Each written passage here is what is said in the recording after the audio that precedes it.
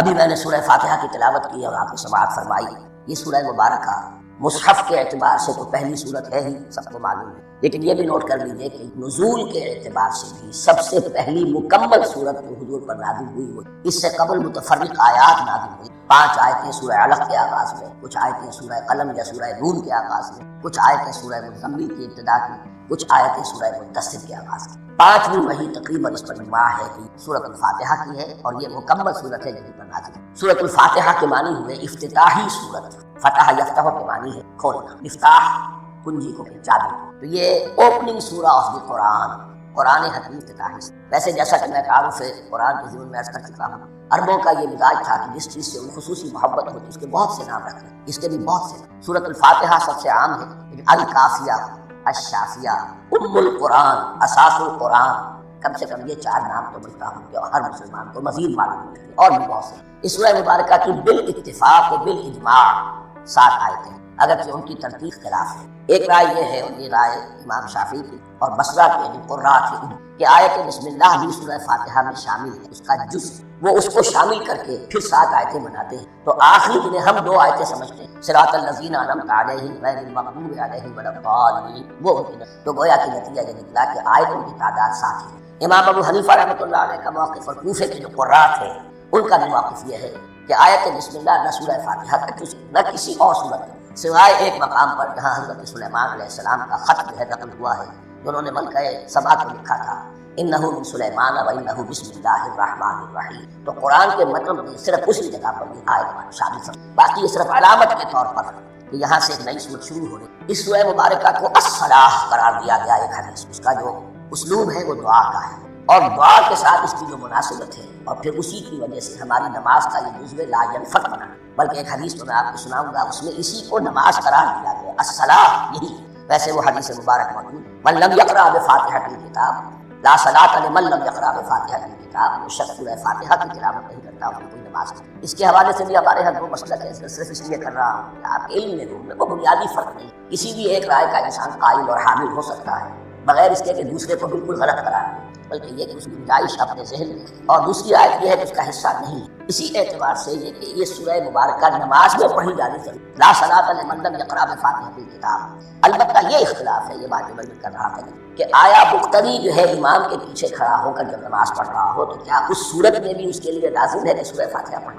اس میں 2 رائے ہو گئی. بلکہ ایک رائے انتہائی ہے اور وہ فقہ حنفی کی طرف منسوب کہ اگر آپ امام کے پیچھے مقتدی کی حیثیت سے نماز پڑھ رہے ہیں تو کسی بھی رکعت میں آپ سورہ فاتحہ نہیں. ایک دوسری بالکل برعکس رائے ہے وہ امام شافعی رحمۃ اللہ علیہ کہ ہر حالت میں چاہے امام جہری رکعت پڑھا رہا ہو جس میں وہ بلند آواز سے سورہ فاتحہ پڑھ رہا ہو، اور چاہے وہ سری رکعت ہو، ہر حالت میں مقتدی کو بھی پڑھنا. ایک تیسری رائے بین ہے، وہ امام مالک کی ہے رحمۃ اللہ علیہ کہ جو سری رکعت ہے اس میں کہ امام بھی خاموشی سے پڑھ رہا ہے، مقتدیوں کو بھی پڑھنا. جو جہری رکعت ہے اس میں کہ امام بلند آواز سے پڑھ رہا ہے، مقتدیوں کو خاموشی توجہ جو ہے سننے پر سرد کریں. اذا قرئ القرآن فاستمعوا له وانصتوا. جب قرآن پڑھا جا رہا ہو تو پوری توجہ اس کے پڑھنے پر مرکوز کریں اور خود خاموش. میرے اپنی رائے میں یہ تیسری رائے سب سے زیادہ سائل ہے اور اس میں کسی طرح کی بھی پیچیدگی پیدا نہیں. بہرحال اس سورہ مبارکہ کا جو اسلوب ہے میں نے عرض کیا دعائیہ ہے.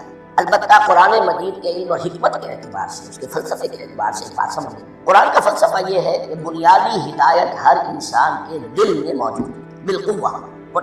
یہ جو قرآن مجید یا اللہ کی کتابیں نازل ہوتی ہیں یہ انہیں ایکٹیویٹ کر رہی ہے، وہ اندر کی جو ڈورمنٹ کانشسنس، خوابیدہ شعور جو ہے اسے بیدار کر کے، اور پھر یہ کہ اسے اجاگر کرے. ہر سلیم الفطرت انسان اور سلیم العقل 2 سلامتی شرط ہے. سلیم الفطرت، نیچر پرورٹڈ نہ ہو، فطرت مسخ نہ ہو، عقل سلیم ہو.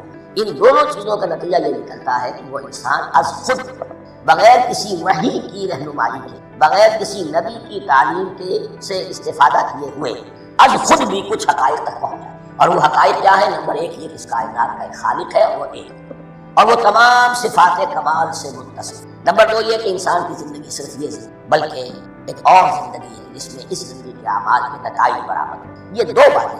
اس کی زیادہ وضاحت کے ساتھ جو ہے اس کا تذکرہ آئے گا سورہ لقمان میں، جہاں حضرت لقمان کی شخصیت ہے. لیکن یہاں صرف یہ بات سمجھ کہ قرآن کا فلسفہ یہ ہے کہ ہر انسان میں، ہر فرد نوع بشر میں جو اپنی ولادت کے وقت مسلم ہوتا ہے. حضور کی حدیث ہے کل مولود یولد علی الفطرہ ابواہ یحودانہ او ینصرانہ او یمجسہ. ہر بچہ نوع انسانی کا فطرت اسلام پر وہ فطرت کے اندر وہ ہدایت موجود ہے۔ اب اگر وہ فطرت بس نہیں ہوئی اور عقل جو ہے وہ صحیح رخ پر کام کر رہی، تو ان دو حقائق تک وہ انسان خود پہنچ جائے۔ لیکن ان دونوں حقائق تک پہنچنے کے بعد اب وہ دست بستہ دعا کرے گا کہ اے رب اب مزید ہدایت تو مجھے عطا۔ ایک تو یہ کہ میں کیا کروں کیا نہ کروں، میری عقل اس میں ٹھوکر کھا سکتی، میں کسی اچھی چیز کو بری سمجھ سکتا ہوں، کسی کو اچھی سمجھتا ہوں، تو مجھے صحیح راستہ، صحیح راہ ہدایت پر چلا۔ یہ دعا ہے جو انسان کرتا ہے جبکہ وہ ایمان باللہ اور ایمان بالآخرہ تک خود پہنچ چکا اور یہ سمجھتا ہے کہ صحیح زندگی کروں کہ جس رب کو میں نے پہچانا ہے کہ وہ اس کائنات کا خالق ہے، مالک ہے اور رب ہے، میں اس کی بندگی کروں، اس کی اطاعت کروں، اس کا حکم مانوں، اس کے راستے پر چلوں۔ لیکن وہ راستہ کون سا ہے؟ اس کے لیے پھر دست بدعا ہوتا ہے کہ پروردگار تو میری رہنمائی کر۔ یہ مقام ہے کہ جہاں آپ سمجھ لیجیے اپنے آپ کو بھی آج اس جگہ پر تصور کرتے ہوئے پھر اس سورہ مبارکہ کو پڑھیں کہ آپ اس مقام پر اللہ کے فضل و کرم سے پہنچ چکے کہ اللہ کو آپ نے پہچان لیا اور اس کی توحید کو جان لیا، اس کی جملہ صفات کمال سے آپ واقف ہیں۔ آپ یہ بھی وہ جان گئے کہ بڑھ کر اس کے حضور میں حاضر ہونا ہے اور وہ حساب کتاب نہیں۔ پھر آپ نے یہ عہد بھی کر لیا کہ اب زندگی گزارنی ہے اس رب کی بندگی کی فرما برداری۔ اب یہاں کھڑے ہو کر آپ پوچھیں کہ اللہ مجھے وہ تفصیلی ہدایت عطا فرما، ایسا نہ ہو کہ کبھی میں کسی راستے پر چلتا ہوا کسی پگڈنڈی پر مڑ جاؤں اور وہ تھوڑی سی جو ڈیویشن ہو میرے راستے کی وہ میری عاقبت کو برباد کرے۔ یک لحظہ غافل گشتم و صد سالہ راہم دور شد، اس لیے کہ ہوتا یہی ہے سیدھے راستے سے ذرا سی کوئی پگڈنڈی ہے، تھوڑے سے اینگل پر نکلی، لیکن جب چلتے جائیں گے آپ تو جتنا آگے بڑھیں گے اس پر اس راہ صراط مستقیم سے آپ اتنے ہی زیادہ دور ہوتے۔ یہ ہے قرآن مجید حکمت اور فلسفے کے اعتبار سے اس سورہ مبارکہ کا مقام۔ اب آئیے ہم بسم اللہ کرتے ہیں۔ بسم اللہ الرحمن الرحیم، شروع کرتا ہوں میں اللہ کے نام سے جو رحمان اور رحیم۔ اس پر کچھ گفتگو ہو چکی ہے تعارف قرآن میں کہ رحمان اور رحیم دو نام ہیں کہ جو رحمت کے مادے سے، رحمان میں اللہ تعالیٰ کی رحمت کا جوش ہے، جانی کیفیت، طوفانی کیفیت، اور رحیم میں اللہ تعالیٰ کی رحمت کا دوام اور تسلسل۔ یہ دونوں کیفیات اللہ کی رحمت میں بیک وقت موجود ہیں، جس کا ہم تصور نہیں کر سکتے۔ ہم سمندر کو دیکھتے ہیں متلاطم سمندر ہے، اس میں ہے جان ہے، طوفان ہے۔ دریا کو دیکھتے ہیں کہ وہ سکون کے ساتھ چل رہا ہے، خاموشی سے بہہ رہا ہے اور تسلسل کے ساتھ بہہ رہا ہے۔ ہم ان دونوں کیفیات کو علیحدہ دیکھتے ہیں تو ہمارا ذہن ان دونوں کو بیک وقت اس کا تصور نہیں کرتا، تخیل ممکن، لیکن اللہ کی رحمت کی یہ دونوں شانیں مستقلن ہر وقت موجود ہے بیک وقت، اسی لیے ان دونوں کے درمیان کہیں حرف عطف نہیں ہے۔ بسم اللہ الرحمن الرحیم، الحمدللہ رب العالمین، کل حمد، اور حمد کو ذہن میں رکھ لیجئے، حمد مساوی ہے تعریف جمع شکر۔ عام طور پر ترجموں میں ایک لفظ لایا جاتا ہے کل تعریف اللہ کے لیے، یہ کافی نہیں۔ تعریف آپ کسی شے کی کر سکتے ہیں جس میں کوئی حسن ہے خوب اعتبار سے، خواہ آپ کو اس کے حسن و خوبی سے کوئی فائدہ حاصل نہیں، ایک پھول ہے بہت خوبصورت ہے، آپ نے کہا تعریف۔ شکر کرتے ہیں آپ اس شے کا جس سے آپ کو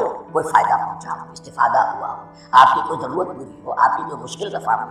اور آپ دیکھیں گے کہ حمد میں یہ شکر کا پہلو غالب ہے۔ جتنی بھی دعائیں ہیں حضور سے منقول، شکر کے مقام پر وہاں حمد آتا ہے۔ بھوک لگی ہوئی تھی، کھانا کھایا، الحمدللہ الذی اطعمنی وسقانی۔ اب یہاں دیکھیے ترجمہ تعریف نہیں، شکر اللہ کا نے کھلایا۔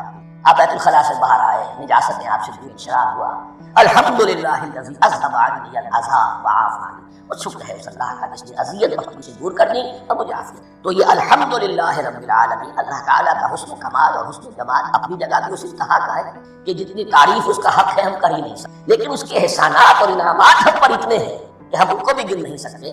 لہذا ایک ہی احسان ہم نے کر دیا الف لام کے ساتھ، الحمدللہ رب العالمین، تمام تعریفیں اور کل شکر اللہ کی کہ جو تمام جہانوں کا پروردگار ہے، رب مالک ہے۔ رب میں ایک مفہوم ہوتا ہے ربوبیت کا، اور اس میں مفہوم شامل ہوتا ہے تربیت کا، رب بیانی سرنا، تو مالک ہونا اور تربیت دینا۔ آپ جس شے کے مالک ہوں گے آپ چاہیں گے اس میں بڑھوتری ہو، اس میں اضافہ ہو، نشو و نما پائے، یہ دونوں چیزیں آپس میں ایک دوسرے کا جڑی، پروردگار بھی اور مالک۔ عام طور پر عربی میں رب کا لفظ مالک لیا جاتا ہے، رب البیت، رب الدار، رب المال، تو مالک وہاں پر ظاہر بات ہے کہ اس سے مراد کیا ہے، مال والا، گھر والا، گھر کا مالک۔ تو کل شکر اور کل تعریف اس اللہ کے لیے جو تمام جہانوں کا مالک بھی ہے اور پروردگار ہے۔ الرحمن الرحیم، رحمان ہے اور رحیم ہے۔ اب دوبارہ اس کی نوعات میں مالک یوم الدین، یوم دین کا مختار مطلق ہے۔ دین عربی زبان میں کہتے ہیں بدلے، دناہم کما دانو، کما تدین و تدانو، یہ کہاوت ہے۔